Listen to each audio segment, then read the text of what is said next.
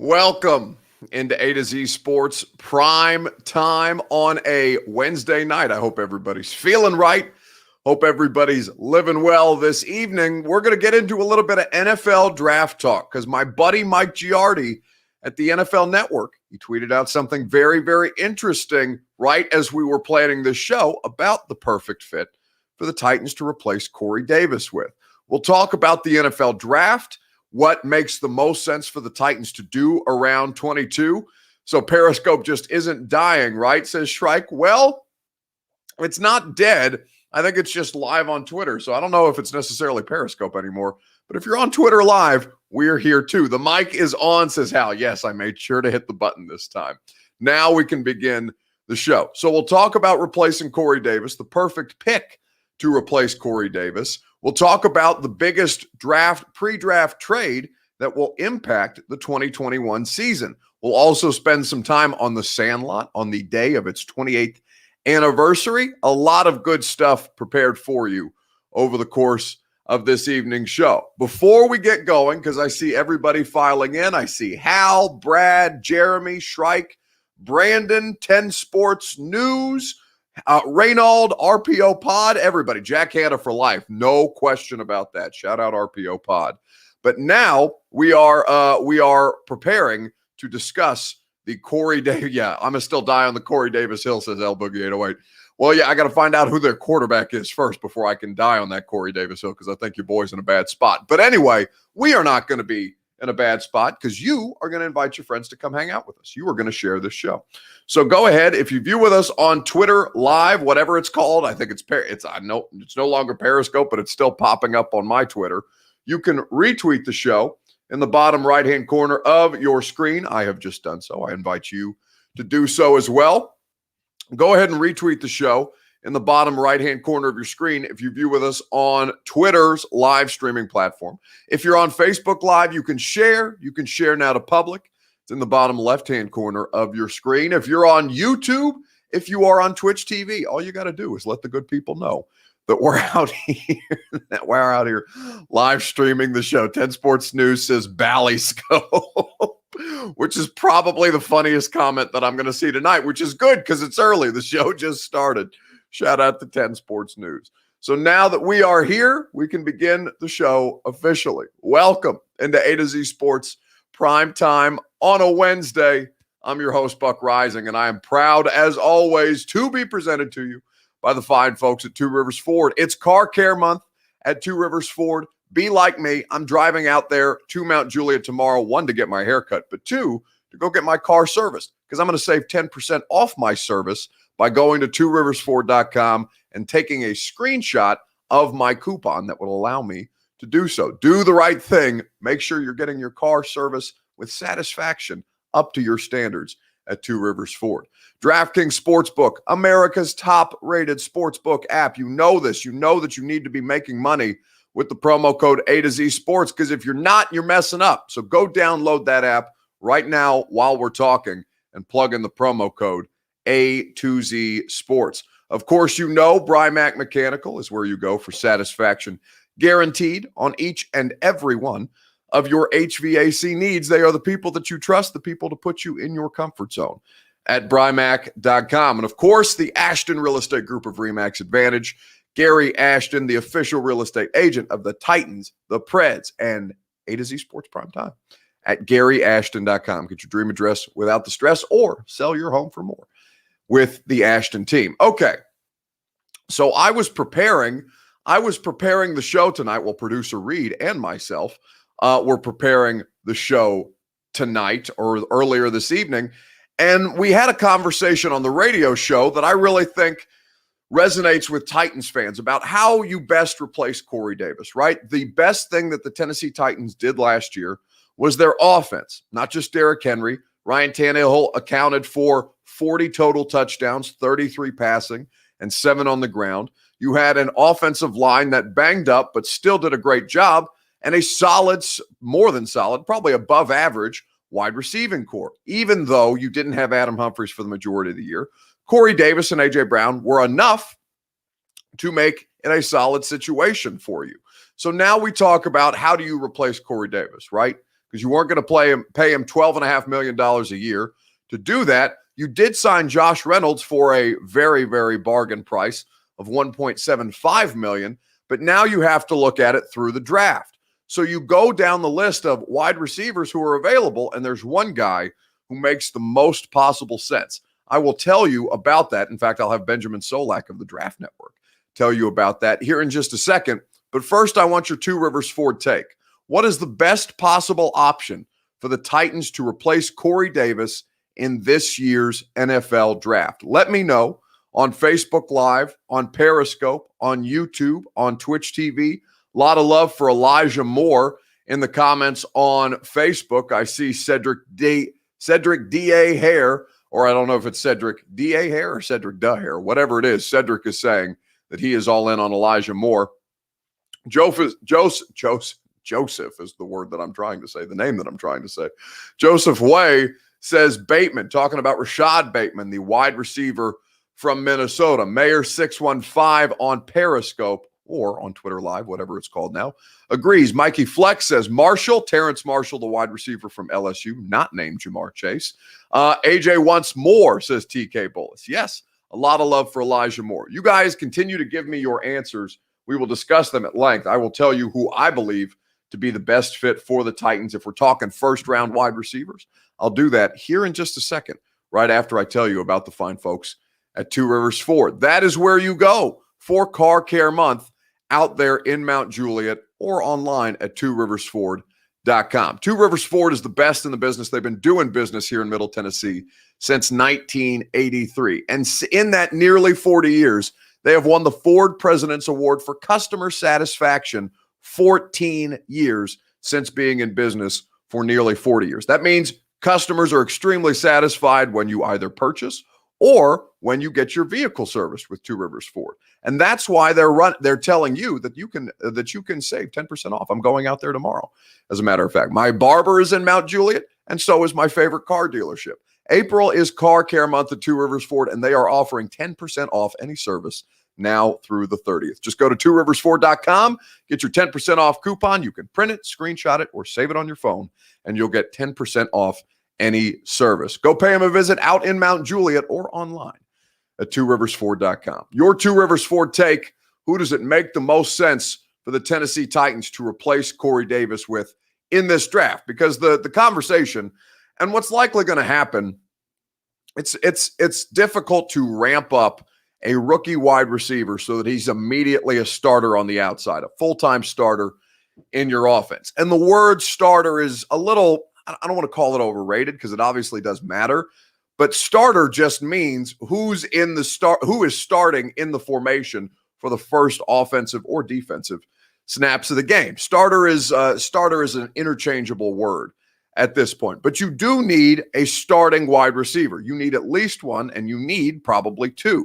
Now, what you have in Josh Reynolds is somebody who very, very much fits the Corey Davis mold.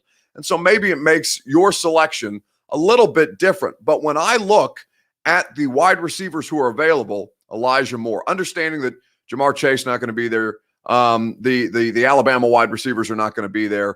You're probably not going to see Kadarius Toney from Florida is a possibility. Elijah Moore, Terrence Marshall, Rashad Bateman, all guys who factor in. And in fact, my selection, or the selection that I am willing to, the selection that I'm willing to accept from my friend Ben Solak of the Draft Network, who came on my radio show, is Rashad Bateman. But I'll explain why that's complicated here in just a second. First, I'm going to let Ben explain to you why Corey Davis should absolutely be the pick. Or excuse me, why Rashad Bateman should actually absolutely be the pick to replace Corey Davis. But if you had to find one receiver, regardless of round, to replace what it is that Corey Davis did in Arthur Smith's offense, understanding that Art's not here anymore, if you had to find a wide receiver that was a scheme fit for what it is that the Tennessee Titans like to do, given that Derrick Henry is on this roster, who is that wide receiver? It's Rashad Bateman out of Minnesota. Yes. So we've got a new offensive coordinator in Todd Downing, right, now that Arthur Smith is gone, and we anticipate the system remaining generally the same. And if that's the case, the Titans are going to be very heavily predicated on getting the receivers into intermediate in-breaking routes, right? What A.J. Brown does very well, so Corey Davis did very well. You also need that player to be able to play outside and then in the slot and then attached to the formation. You need him to be valuable as a blocker. Corey Davis did good work blocking on duo runs, on outside runs for Derrick Henry, so that's got to matter. In-breaking routes has got to matter, and we're playing with mostly two receivers out on the field because we want to be in heavy personnel sets. So we need a guy who can take in a lot of volume. That's Rashad Bateman, was a high-volume receiver at Minnesota, was using an RPO-based offense that had him heavy on slants, heavy on glances, heavy on intermediate breaking routes in the middle of the field. He's comfortable taking hits. He's comfortable securing it through contact. He's able to very quickly transition from receiver to a runner, right? So he catches that ball, tucks it quick, gets upfield, very, very smooth in that process. Again, it's important for this team, and he's willing to block for you. You'd like him to be over 200 if he's going to play that Corey Davis role. So that's Benjamin Solak of the Draft Network. He was on my radio show on 104.5 The Zone on Monday. You can go check out the full interview with Ben because we do a Mock Draft Monday segment each and every Monday on the show. The podcast, you can search it, is Buck Rising on 104.5 The Zone, or you can listen to me on the radio from 10 to 1 on 104.5 The Zone. So what he's saying there is Rashad Bateman makes the most sense. Now what Brandon, forgive me if I mispronounce your last name, Brandon, what Brandon Deserick says is, I don't want Corey Davis 2.0. I want A.J. Brown 2.0. Wait, I'll explain why that's a ridiculous statement here in just a second. And I understand why. Of course, it's not a ridiculous statement that Brandon wants A.J. Brown 2.0, but I'll explain why to not want Corey Davis 2.0 is a little bit asinine right after I tell you about the fine folks at the Ashton Real Estate Group of RE/MAX Advantage. GaryAshton.com, that is where you go for your dream address without the stress. It's where you go to sell your home for more if you are interested in selling your home. Now, not a lot of people are interested in selling their home right now, but there are so many people who want to move to Middle Tennessee and who are dying to take your money. The Ashton team will make sure that you get the best possible deal if you use their service when you sell with the intel that the Ashton team can provide you. Go check out their work or their listings at GaryAshton.com. All right. So Rashad Bateman makes the most sense based on the analysis there from Ben Solak of the Draft Network. Now, back to Brandon's comment that he doesn't want Corey Davis 2.0. Now, Corey Davis, as the 5th overall pick in the draft, did not live up to expectations. Nobody is going to dispute that here. Nobody is going to sit here and say that the Tennessee Titans, for the draft capital that they invested into Corey, saw the appropriate return on investment, right? But what they did get out of Corey Davis in 2 of his 4 seasons here was a spectacular second wide receiver. Now, that's not what you spend the 5th overall pick in the draft on. You are looking for A.J. Brown with the 5th overall pick in the draft. This just happened to be a flip-flop situation. But to say that you don't want Corey Davis, you had an offense that had 33 passing touchdowns last year. You had Corey Davis nearly reach 1,000 yards and A.J. Brown also reach 1,000 yards because there were so many other options on the field that defenses had to defend for the Tennessee Titans, whether it's A.J., whether it's Corey, whether it's Jonnu Smith. Humphreys didn't necessarily factor in the way that people wanted him to, but Ferkser is a part of that. Hell, Michael Pruitt and Nick Westbrook-Akina, I don't know. Maybe there is something there that the rest of us are not seeing or that we did not see over the course of last year. But to say that you don't want Corey Davis 2.0 is wild to me. Wild to me. Corey Davis is a spectacular athlete. You got it right. Way to go, Buck. But still shot me down, Dick. Elvis is Brandon. Well, I'm sorry to shoot you down, buddy, but like that's, it's not, I don't want to say that it's a dumb thing that you said, because of course you want Corey Davis, or of course you want A.J. Brown 2.0 over Corey Davis 2.0. But to say that you don't want Corey Davis at all, or a wide receiver who could replace Corey Davis, Brandon, that's wild to me, brother. And so Titans for Life says, I think it's crazy to think we'll be running Arthur Smith's offense. Downing, he means, will adapt it. Yeah, Todd Downing is going to implement some of his systematic preferences, but largely Art was running the same thing that Matt LaFleur was. It's just with different variations of what Arthur Smith likes to do. Now, there's obviously differences in play calling tendencies. There are differences in what the terminology is called. I think that Arthur did a better job than Matt did. Now, understanding that Matt LaFleur had Marcus Mariota and Arthur Smith largely had Ryan Tannehill, I think that Arthur did a better job kind of simplifying the play calling language in a way that the offense was able to operate at a higher speed. And also, it was the second year in the system. I don't think we'll be running as many heavy sets as Titans for Life. Well, you can't because you don't have any tight ends yet. Corey Davis was too inconsistent and disappeared in big games, says Trevon.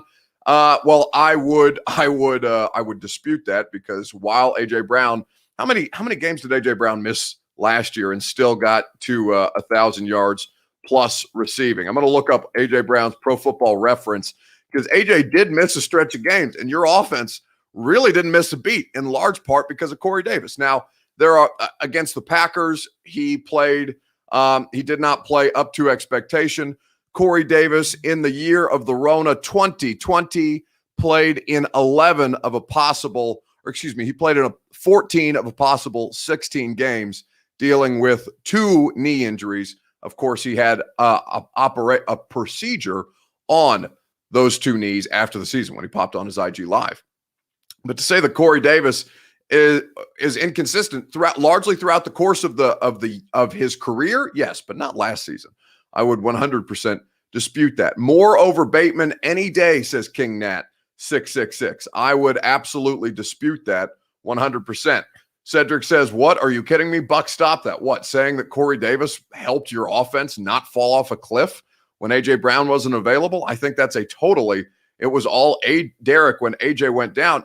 No, Cedric. You cannot say that it was all Derek when you have a quarterback responsible for 40 touchdowns. When you have a passing offense that is as efficient as anything that was in the league last year. It's crazy to me that Corey Davis disrespect off last year alone. Can we not draft a Corey Davis 2.0 in the second round, says Stephen Wood? Well, I don't want to say that you can't, Stephen, because that would be incorrect. Your team can get better outside of the first round without question.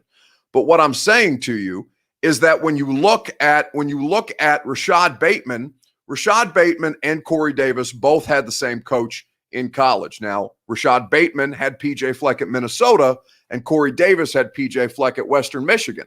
But Bruce Feldman, there's a lot of good interviews that are done on my radio show, so you can stop by anytime you like from 10 to 1 on 104.5 The Zone. But Bruce Feldman, one of the best college football experts in the business, was on my radio show a couple of weeks ago, and he was saying that PJ Fleck told him that at this point in their careers, Rashad Bateman is further along than Corey Davis was. Rashad Bateman, at this point, is the superior prospect, according to the coach who was responsible for both of them at this point. Rashad Bateman does the things that Corey Davis does the most. So I'm looking at type of player. I'm looking at the physical attributes of the player. I'm looking at the route concepts that the player is most comfortable running. And from that standpoint, Rashad Bateman makes the most sense. If the Reynolds guy doesn't pan out, all of these people in the comments will be crying, wishing we still had Corey Davis. CD84 says Xavier Clemens. I mean, you're not wrong. Like Reynolds had his best season last year by a mile, and that season had a total of 2 receiving touchdowns, and he had 52 receptions last year. The combined 3 years previous, he had 61 receptions. So you're getting a very much unproven guy to replace a dude who was playing at a Pro Bowl level last year in Corey Davis, and largely because there were so many options on the offense to defend. Corey was not this kind of player when he was the number 1 target, right? There is no disputing that. I'm not sitting here making the argument. I'm just saying, don't pshaw Corey Davis when you just had the best offense that the Tennessee Titans have had in God knows how long. Derrick Henry is a big part of that. A.J. Brown is a big part of that. Taylor Lewan, well, maybe not last year, but the offensive line, Ryan Tannehill, all big parts of that. But Corey Davis, also a substantial portion of that.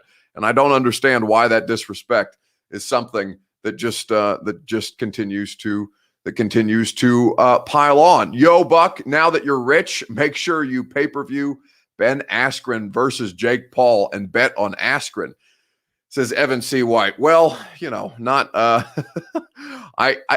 let me see how much this Mike Vrabel cameo I'm going to have to pay for Kaharski is going to cost me, and then I'll think about. I'm betting a lot of different things right now that I do have a little more disposable income. The two salary lifestyle is not about lifestyle to live, especially when it comes to making bets.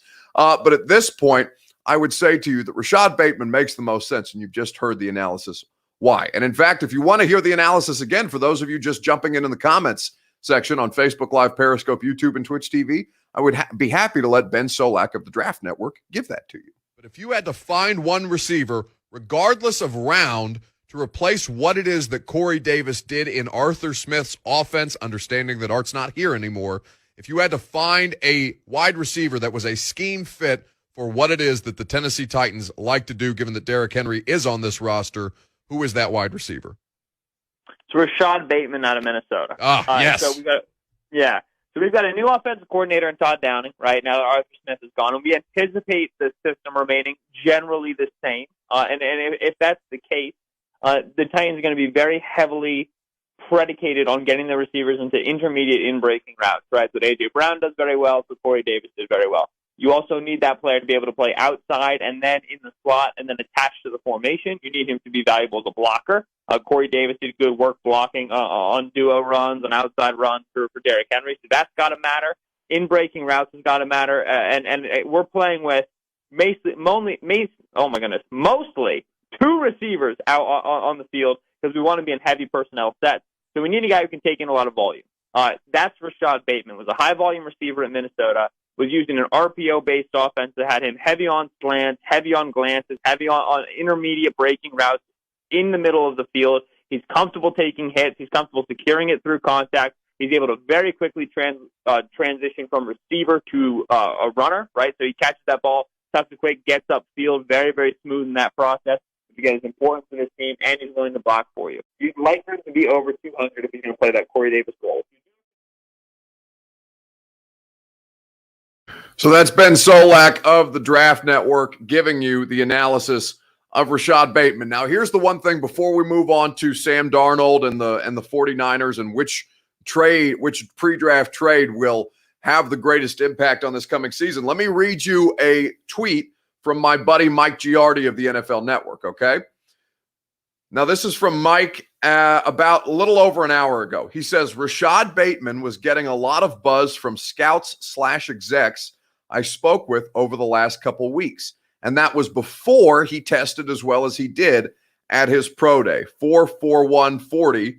A couple believe he's the best wide receiver in this draft. Better than Chase, Smith, or Waddle. Bold. That's from Mike Giardi of the NFL Network. Mike is going to be on the radio show Friday at 11:20 to tell us more about Rashad Bateman. NFL execs and NFL scouts telling Mike covers most of the Northeast, the AFC East, so you can kind of look from that prism and see who Mike might be talking to.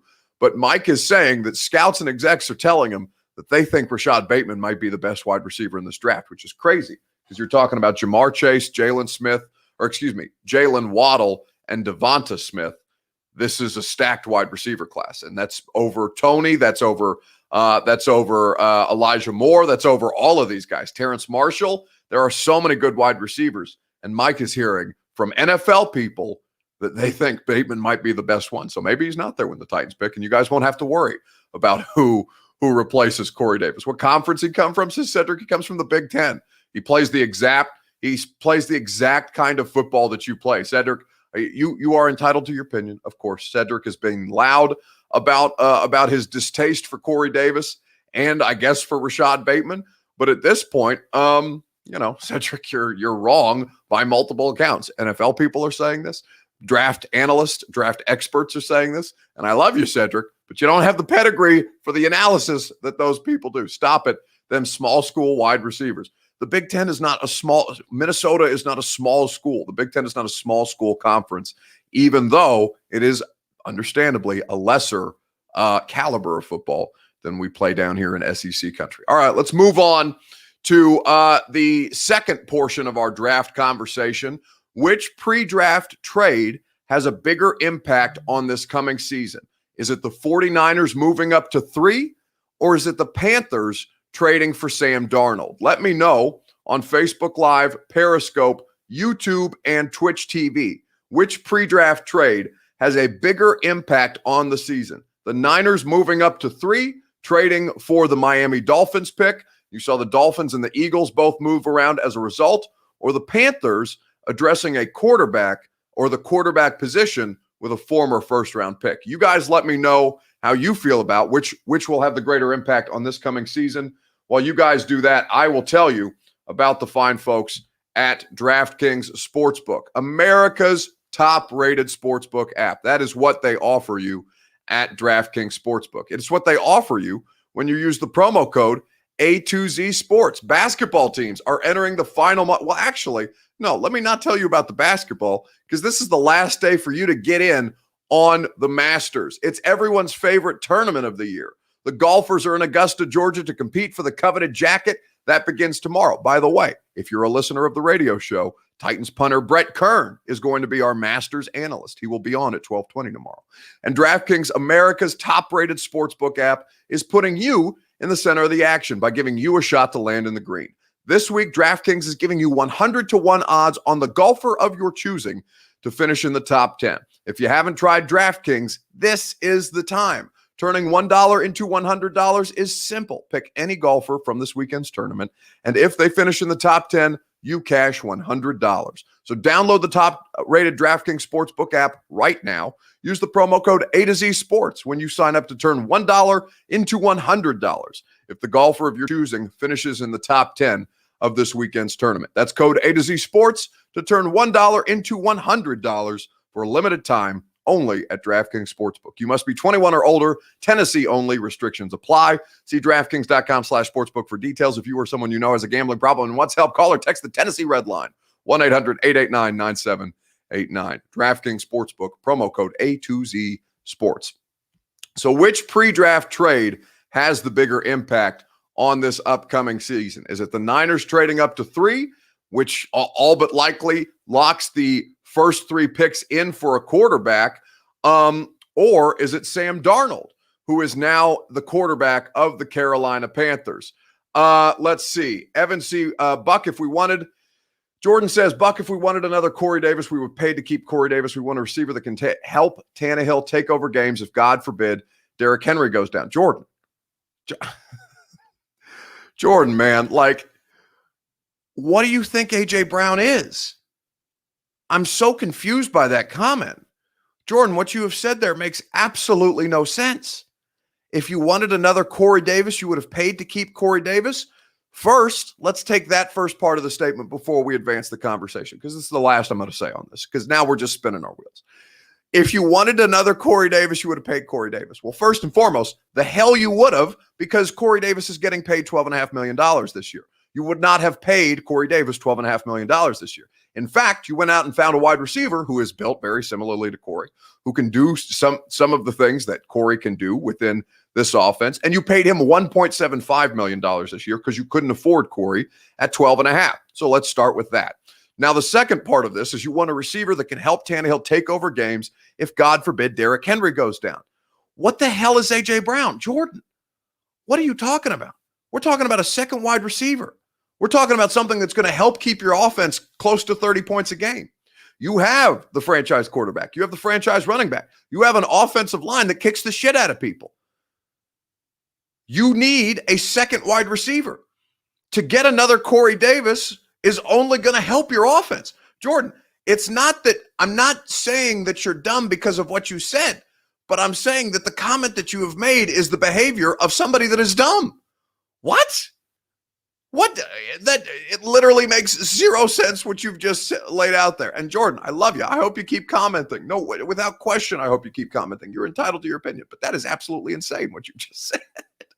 Evan C. White said, Corey D. Jackson, the Niners moving up to 3. Teddy got a raw deal. Yeah, well, Teddy's making $22 million this year. Teddy Bridgewater going to be okay, even though Sam Darnold, who is a fraction of the cost and a higher caliber quality player is going to be coming in there and probably pushing Teddy Bridgewater for the starting job. Now, it's probably still Teddy's job to lose, but now it becomes much more likely that Teddy does lose that job. Braden says, Buck, how do you feel about people comparing Darnold to Tanny with this trade? So we haven't really talked about this, I guess, since the news broke on Monday. I'm pretty sure that Darnold was getting traded because the Tannehill trade, Tannehill was way better in Miami than Darnold has been at any point in his career. And yet Darnold ended up getting traded for more draft compensation. He was worth more to the Carolina Panthers than Tannehill was to the Miami Dolphins, right? So now you have the situation where you're just looking at this and you're saying, well, is it because he's younger? Is it because he's on an affordable contract? When the Titans traded for Ryan Tannehill, it wasn't just that the Dolphins didn't get a ton of draft compensation back. It's that they paid the bulk of his salary that year. So Ryan Tannehill barely affected your cap in, 2019. The way that I look at it is it's not really a comparison because the players aren't similar. One was a significantly more established as a starting quarterback in this league, and Sam Darnold's kind of you're trying to figure out if he's a first-round bust. Darnold to the Panthers, says El Boogie 808. He will finally be able to prove what he is made of and away from Adam Gase. It did wonders for Ryan Tannehill.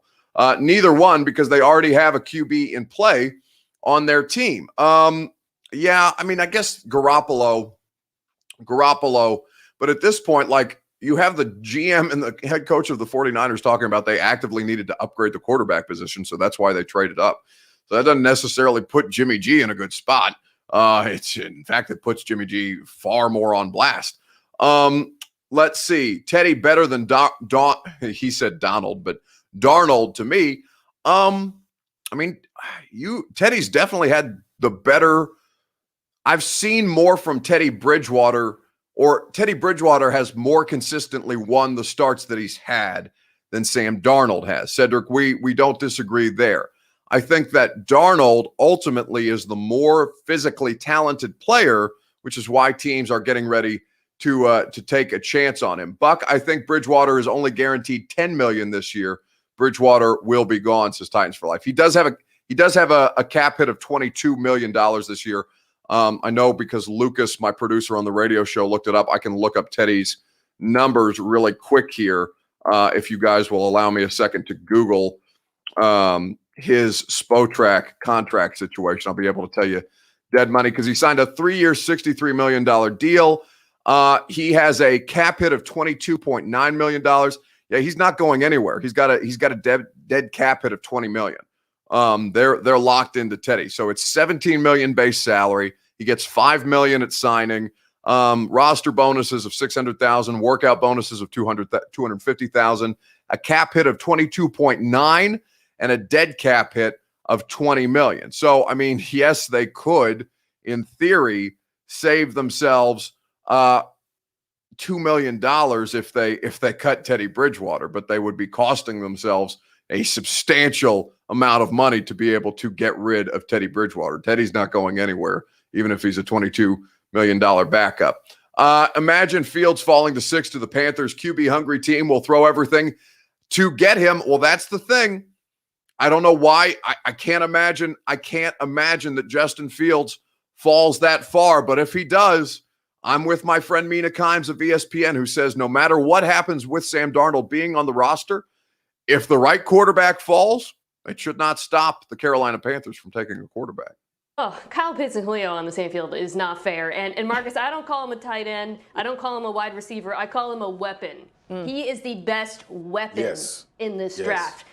If he were to go at 4, as we've thrown out, whether to Atlanta or another team trading up, that's fascinating to me because the next teams in the draft, Cincinnati at 5, Miami at 6, they don't need quarterbacks. Potentially, Detroit at 7 also doesn't need a quarterback. And suddenly, where are you?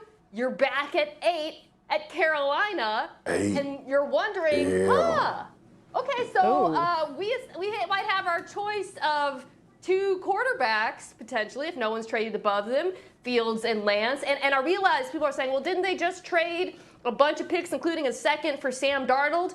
Sure, but they're only paying Sam Darnold $24 million over the next 2 years. We have seen teams with much better quarterbacks than Sam Darnold, I don't know, Green Bay, invest in the quarterback in the future. Yeah. What's to stop Carolina from taking that risk and saying, hey, we'll see what we got in Sam, but let's also see what we got in a young rookie quarterback. If I were them, I would absolutely do that.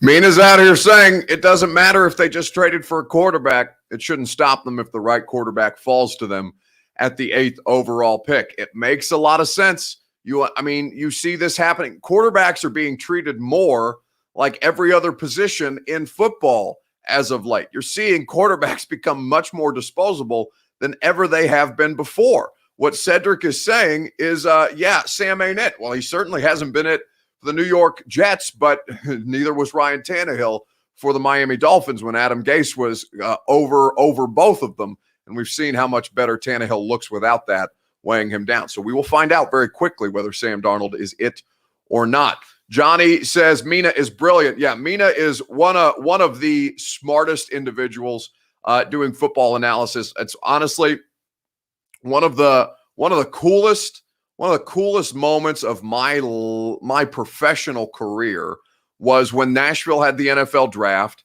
and my buddy Jason Fitz, who works at ESPN, it was the week that I started working for A to Z Sports. I'd never done a primetime show. I did, I think, 2 podcasts for A to Z before the NFL draft. And my buddy Fitzy hit me up and said, hey, me, Mina Kimes, and Mike Golick Jr. are doing a live streamed draft show from the big ESPN NFL live set on the East Bank of the river. Why don't you come by and talk Titans? I've never done anything live in my life. I was terrified. I was wildly inexperienced. And I got up there. I got to meet Mina. Mina now comes on the podcast.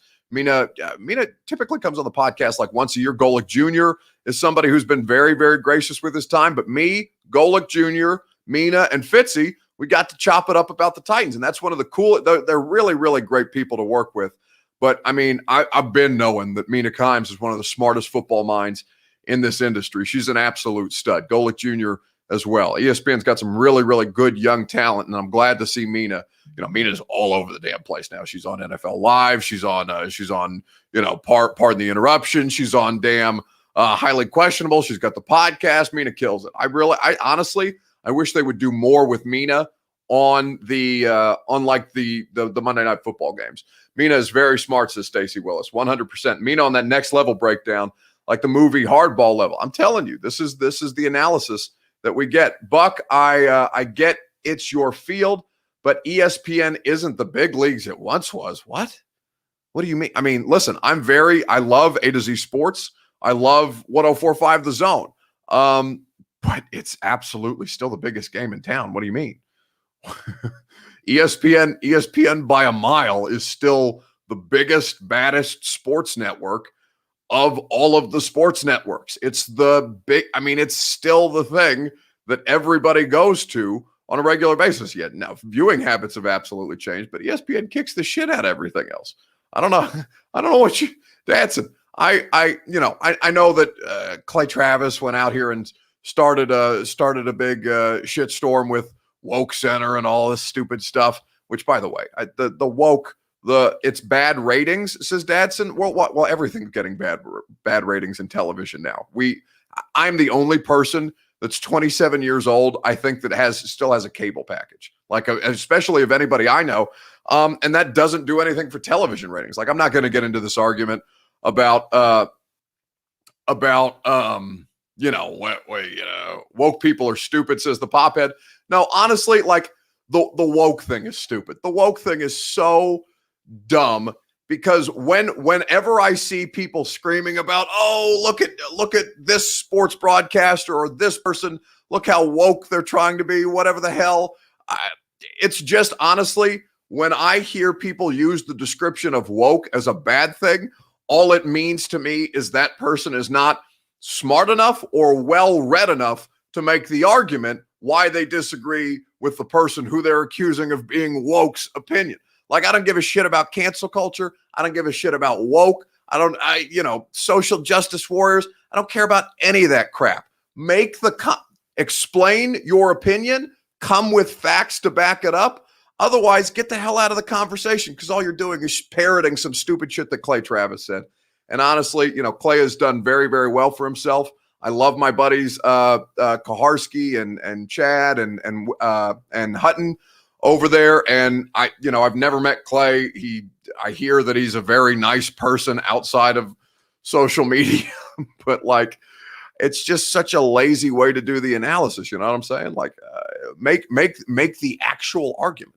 don't just come out there and scream, "Oh, it's woke, I can't watch it anymore." No, piss off with that. It's just so stupid. Dadson Worldwide says, Dadson Worldwide, where did Dadson go? I lost it. ESPN is hard to tolerate. Bars and restaurants are starting to turn it on. I mean, it's in every airport bar and every restaurant, every sports bar that I go to, Dadson. So we agree to disagree. Let's not get bogged down. But it's still the biggest game in town by any measurement of the imagination, and they sure as hell pay the most. that much I know. Kyle Cross says, "Preach it, Buck." Dadson says, "I don't watch Clay. It's my opinion." Again, you're totally entitled to your opinion. My respect just grew tenfold for you, says the Popette. Yeah, thank you. I appreciate it. Anyway, let's move on, because we've had a good show. Let's make this a better show, and let's talk about The Sandlot, because it is the 28th anniversary of The Sandlot. Today, we will talk about that here in just a second, because producer Reed formulated the question tonight. Scale of 1 to 10. How lame am I, Reed writes in my show rundown, how lame am I, Buck Rising, for not having seen The Sandlot? By all accounts, by all measurements, an absolute sports movie classic. So you are allowed to tell me, on a scale of 1 to 10, how lame I am for having not seen The Sandlot. Let me know on Facebook Live, on Periscope, on YouTube, and on Twitch TV. We will discuss at length together right after I tell you about our friends at Brymak Mechanical. Brymak, Brymak.com. That's where you go for satisfaction guaranteed on each and every one of your HVAC need. They will put you in the best position. They will put you in your comfort zone. They will do it either on the commercial side if you're a business owner, or if you are looking for residential service. They will take care of you as well. Brymak.com, satisfaction guaranteed. All you got to do is go check them out at one of their 3 locations in Middle Tennessee or in Kentucky. Brymak Mechanical. Oop, I hit the wrong button. Not that Two Rivers 4 doesn't get a little extra love, but at this point, that's the place that we find ourselves. All right, scale of 1 to 10. How lame am I for having not seen The Sandlot? So it's the 28th anniversary of The Sandlot tonight. ESPN put out a tweet. Speaking of ESPN put out a tweet of the cast of The Sandlot tonight at a Dodgers game celebrating their 28th anniversary. But it was kind of lost on me, because like I told producer Reed, I've never, The Sandlot was made a year before I was born. And I guess I never got around to watching it. Everyone is here, except no Smalls. You're killing me, Smalls. Oh. Hey, Smalls, what's up, buddy? So that is the video of the cast of The Sandlot 28 years later out at Dodger Stadium to take in a baseball game. What? That's pretty lame, my man, says Josh Sabota. Shrike says 10. What is that? 10. That is 100 million. No, that's 100 billion. On a scale of 1 to 10, how lame am I? You're dead to me. A 10, says Kevin Gant. 8, says Karen O'Keefe. 10 out of 10, said Pophead. Evan C. White. 8.5, or between 8.5 and 9.5. 0.01 for Lewis Chesney. Dang, that's the one on 104.5 that has the scene, the goodies even. Oh, the Goonies. Is that what you're talking about, Mofaka? King Mofaka. I need you to do a little better on like the coherence of that sentence for me to be able to read that confidently. But yeah, I've never seen the Goonies. I've never seen the Sandlot. So at this point, I don't get it. Super lame because it was filmed in my hometown, says Brandon Cole. You're killing me, Buck, says Kirkavelli. I know. Buck is woke on the word woke, says Brandon Cotter. Yeah. No, I just the whole woke thing is such a stupid thing to me. As Dawn would say, that's bunk, says Brett Beard. Every time Dawn says bunk, so there's like, again, I don't know how much you guys care about Inside Baseball of the radio show. But every time, like right after I get ready, like I'll say, coming up next, we'll talk to who was on the radio show? Will Compton. We'll talk to Will Compton coming up next. I'm Buck Rising, and this is 104.5 The Zone. And then there's like a quick sound, what's called imaging, like what you hear when those promos are running of Dawn saying bunk. There's like 10 seconds of Dawn and a Brent and Dawn promo right before, like, I have to do a live endorsement like we do on the primetime show. And so every time I hear the one of Brent and Dawn saying bunk makes me think that she's saying the F word, basically, because it's kind of muffled in my ear a little bit because I'm shuffling around. I'm trying to go through my email to make sure that I have my DraftKings copy ready or my Two Rivers Ford copy ready. And every time I hear that, it like makes me like stand at attention because I'm like, did Dawn just drop an F-bomb? Bunk is a very, very bizarre word, and it always throws me off guard, but it keeps me on my toes while I do the radio show here on A to Z Sports Primetime. Now you're killing me with the Goonies, says Josh Vargas. They on you, Bucks, says Cedric. I know. It's there's no rest for the wicked, baby. That's the place that we find ourselves in. Well, I guess you didn't watch TV when you were growing up, says Marcus Woolbright. Nerd. Actually, I really didn't. This is the, and we'll end the show right after this because we've had a fun show. I appreciate you guys' participation. Radio show is going to be really good tomorrow too. I'll tell you what's going on there in just a second. But yeah, I didn't grow up watching sports. I didn't really grow up watching TV. In fact, my mom just straight up got rid of our cable package when I was, basically until I was like I would say I was in like probably 6th or 7th grade, maybe, before like regular watching of TV was a part of my life. Because my single mother, my dad was a foreign diplomat for the Egyptian government of the United States. My mother was a congressional lobbyist that worked under the Clinton administration, and my parents didn't give a shit about sport. Sports never a part of my sports, never a part of my childhood. Television, not really a part of my childhood. So now it's funny that I sit here and talk about sports on TV for a living. And my parents look at me and are like, what the hell are you doing with your life? We were actually people that were important in the political ecosystem, the global economy, basically. And I'm sitting here talking about, draft picks and shit like that. Puka says, why did you go into sports reporting? I don't know. Do you guys want, like, it's 9:00. It's already been a longer show. Do you guys want me to go into that? Or do you want me to save something like that for another day? What was a part of your childhood? Food, says Elbow, basically. You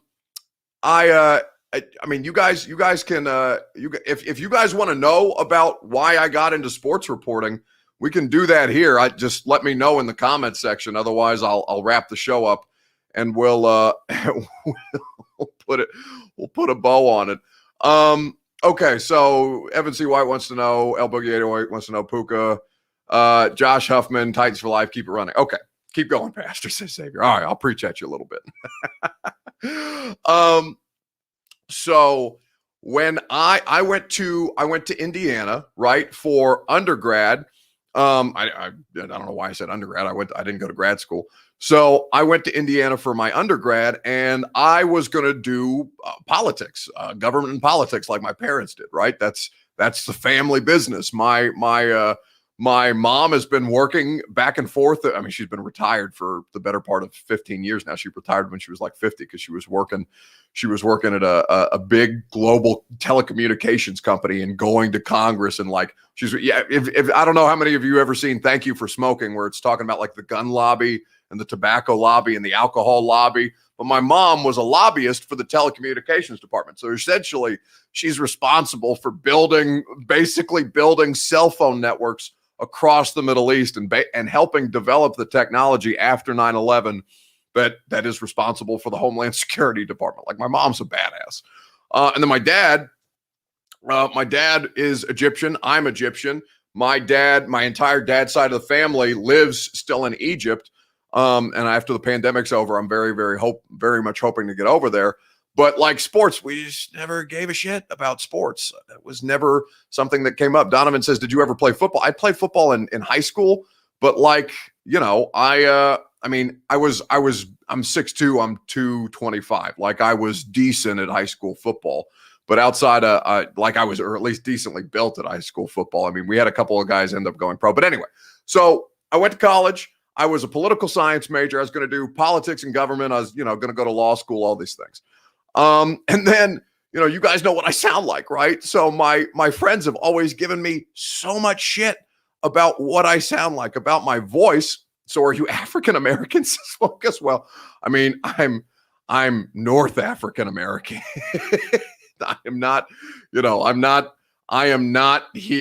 going to say that I'm African American, but I'm Egyptian American, right? Egypt is in Africa. So you guys make that decision for yourselves. I'm Egyptian is what I am. Okay. But so I go to college, and my cousin, I'm trying to figure out, what kind of law that I want to practice, whatever. My cousin's a baseball agent. In fact, he runs, I don't know how many of you know what CAA is, but CAA is this big monster talent agency, right? They represent Peyton Manning. They represent Robert De Niro. They represent Chick-fil-A. Like, they represent everything that happens in the world on a global stage. Every Super Bowl commercial that you see, CAA put it together. So my cousin runs the baseball arm of CAA. So he said, you could do sports management with a law degree, and you can get into the agency side of things. So I said, all right, I'll go, and I'll take some classes. I went out to LA for a week, and I spent some time with my cousin. Actually, my cousin wasn't out there, but I spent some time at his agency, kind of learning, what that side of things look like. If you've ever seen Entourage, it's basically what Ari Gold does, right? So but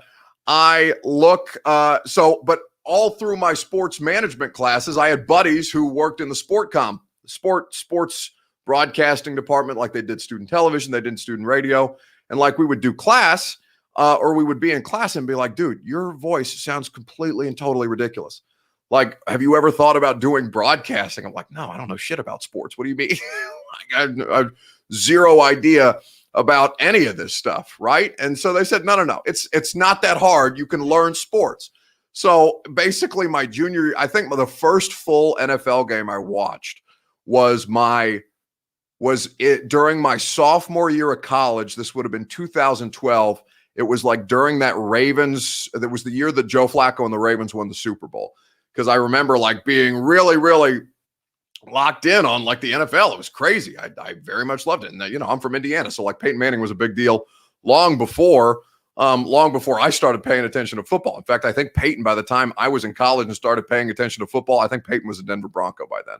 In fact, yeah, because Flacco beat Jacoby Jones down the field to beat Peyton Manning to go on to the divisional round. So I'm learning sports basically my sophomore year of college. I started doing student radio my junior year of college, and then I got an internship down here with 102.5, and I started working midnight to 6 a.m. at 102.5 because I'm like, all right, I love Nashville. Sports, it's an industry filled with C students. I think I'm smarter than a lot of these slaps out here. This shit isn't that hard to learn. I can go out here and I could kill it. And so it took me a while to get to the point where I was out here killing it. But I ended up, so I was working midnight to 6 a.m. at 102.5. It was a terrible job. Terrible job. I was getting paid just pennies. It was like $10 an hour. I could have gone to work at McDonald's and made more. But like while I was working overnights at the radio station, we didn't have anybody at 102.5, and they have Tehran now, but Tehran's like a big ESPN employee, not a 102.5 employee. So before Tehran, I was like, hey, can I start there was a press conference. It was a Dory Jackson and Corey Davis introductory press conference. And we at the radio station, we didn't have anybody at the press conference. And I was infuriated by this. I'm like, there's an NFL team in town and we don't do shit to cover it. Can I start going to practice? And at first my bosses were not really thrilled with the idea because they didn't want to pay me more to go to practice because I was getting paid hourly at that point. And I was working midnight to 6 a.m. I was loading trucks at UPS from like 3 to like 7 p.m. And then during the day, I'd go to Titans practice. And that was Mike Mularkey's last season as the Titans head coach. So I was 22 and I was dropped in the middle of an NFL locker room, zero experience as a sports reporter, as a sports journalist, as a talk personality. And then like Shrike says, Brett Kern to the rescue. He said, hey, after like 3 days of me wandering around the Titans locker room looking like pee my pants scared, because I don't know anything about these guys. I don't know, what to talk to them about. I don't know what questions I can ask them that are any kind of smart. And Brett Kern came up to me like the third day that I was in the locker room, was like, hey man, do you need somebody to talk to? And I said, yes, Mr. Punter, that would be very, very nice. Thank you for your time. And now Brett Kern comes on my radio show as our Masters analyst. So, I know that's a long, like drawn out version. And I don't know how many people care about that shit. And I'm going to get off here because producer Reed is working far too long for me to just be telling my life story and dragging the show out. But I think that having a different background than most people who like grow up their entire lives watching sports and wanting to be sports reporter, I think it gives me a little bit of a different perspective on things. And I really think that it's helped me kind of find myself in the place where I'm now, where I have the primetime show and I have the 615 Sessions podcast. I have a 3-hour radio show and I get to be the Titans reporter for A to Z. And basically now for 1045. Man, that makes me love Kern even more, says Kyle Cross. I mean, honestly, like he's the best. He really is the shit. I love Brett Kern for that, because otherwise my dumb ass would have been out of there so quick. I'm telling you guys, I was so scared. 22 years old, dealing with these giant professional rage monsters and being like, I have no idea what to say to these people. This is like speed dating, except with giant men. I don't know what do I do? And between Kern, Kaharski, Joe Rexroad, Teresa Walker, really all of my Titans media family. And honestly, the Titans took really good care of me too, to kind of, which they shouldn't have. They should have been like, who the hell are you? Get out of our locker room. Credential revoked. We're never letting you back in here. You have no idea how to do this job. So everybody has helped me substantially. You guys have helped me. There's 100 of you watching this live across the 4 various streaming platforms. So there's been many more people watching this show live in total. So, without you guys giving a shit about what I have to say, I don't get any of these cool things. So thank you. I very much appreciate all of your guys' support. El Boogie 808 says, and buy Vrabel's cameo says, yeah, I'm on it. Well, that's, a couple of different shows this week. So I hope you guys are enjoying the shows. We'll have one more primetime show left to do. The radio show tomorrow will be a lot of fun.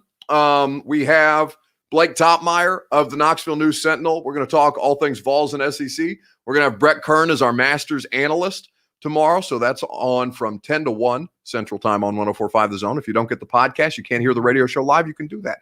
Go check it out. Buck Rising on 104.5 The Zone. Have a great rest of your evening. I'll see you tomorrow night for one more show. Love you, mean it, says El Boogie 808. No, I love the shit out of you guys, and I hope that you have a great rest of your evening, and I hope you have great energy and you go through whatever it is you're going through with great effort, because damn sure I'm going to do the same, because I promise you, with all the stuff I got to do, I am not tired yet. No!